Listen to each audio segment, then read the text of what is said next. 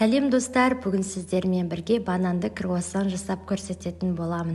Міндетті түрде жасап көріңіздер. Бізде құрамына керекті заттар Қазақстан шоколады, банан және де дүкенде сатылатын кез келген слоеный тестоның қамыры қажет болады.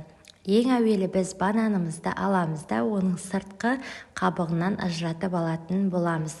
Және де пышақтың көмегімен оны екіге бөліп аламыз да. Және де қасықтың көмегімен жаңағы беткі бөліктерін алып тастайтын боламыз.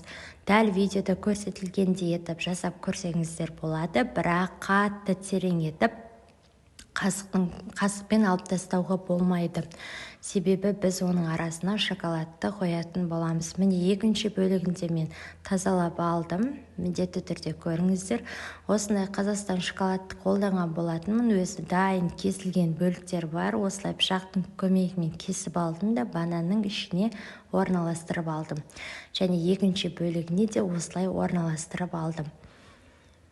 Міне мендегі слоеный тесто осындай болды. Әртүрлісін қолдансаңыздар да болады. Арнайы круассанға арналған бөлігін алдым мен. Осылай егер де бананыңыз қанша бөлік бар, сонша бөлікке бөліп алсаңыздар болады жаңағы қамырды. Мен осылай дайындап алдым өзіме қажетті бөліктерін. Және де қолдың көмегімен кішкене етіп үлкейтіп аламыз да оқтаудың көмегімен жайып алатын боламыз.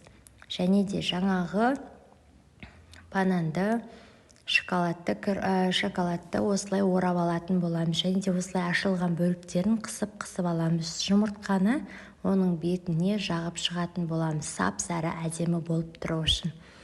Және қызып тұрған пеште 180 градуста 25 минутта пісіріп алатын боламыз. Ал бізде дайын болды. Пақ шіркін, иісі деген өте керемет болып шығып жатыр. Бүкіл үйді алып жатыр ғой енді иісі. Міндетті түрде жасап көріңіздер.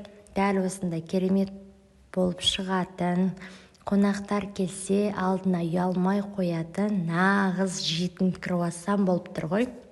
Менің өзіме де өте қатты ұнады және де балаларыма да ұнады. Өте қолжетімді, жаңағы аз ғана заттардан қажет ететін осындай круассан қазір сіздерге бөліп көрсететін боламын. Міне осындай болып шықты. Арасы өте қатпарлы, дәмді банан болғандықтан өте керемет болып шықты. Ал достар, біздің YouTube каналға тіркелуді, лайк басуды және де қоңыраушаны басуды ұмытпаңыздар.